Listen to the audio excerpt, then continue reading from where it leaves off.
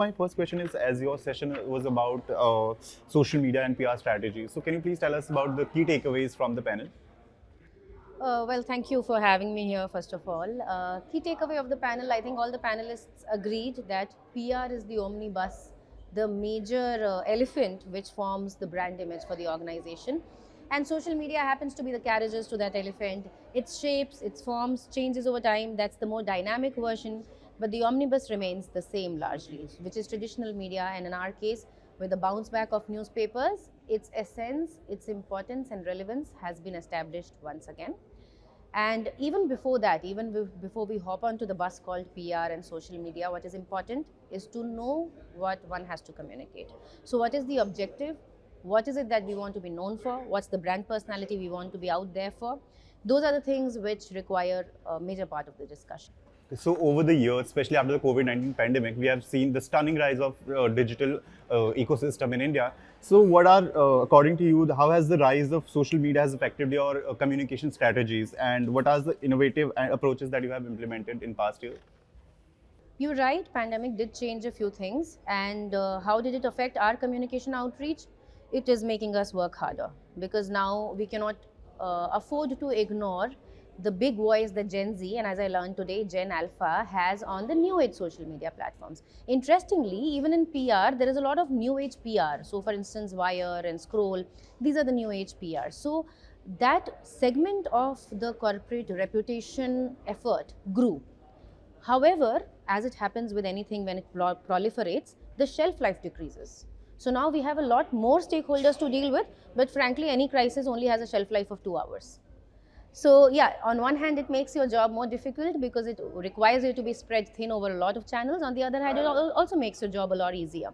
And it also reinforces once again the role of newspapers, of traditional PR, of relationship building with journalists, which are actually the base, the foundation on which any PR is going to be.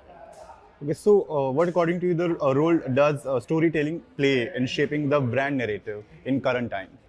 Everything is storytelling, right from who I am before you right now, to who is the brand for its audience, including shareholders. There is a different story for them, there is a different story for customers, there is a different story for traders and channel partners, there is a different story for sponsors, there is a different story for end consumers, or even for the government for that matter. So it is the PR or the communication professional who develops these storylines, these narratives as we call it officially, for each of the segment. So storytelling is the basis of content, and never has its relevance been underestimated, and I don't think it will ever be underestimated over a period of time.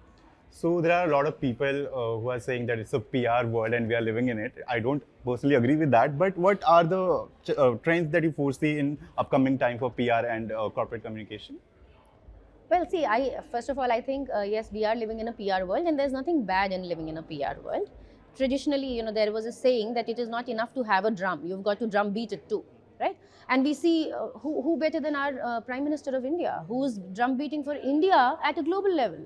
That's why you see India is next destination for global investments. So absolutely no harm in making things PRable. Of course, there is effort required to make it happen in that way, and the future will lie in new technologies that come into this area. For instance, I have already started flirting with augmented reality. A lot of my new age audience is interested in filters. They are interested in gaming. You will know that gaming apps have now set a limit for 6 hours, or Instagram has set a limit of 2 hours. That's because more and more people are addicted to screens. Though that is not a good trend, but we cannot ignore the fact that screens, user interface with new age phenomena like gaming is going to be the future of communication for a particular segment of the audience. Okay, so thank you so much for your time. Thank you for having me.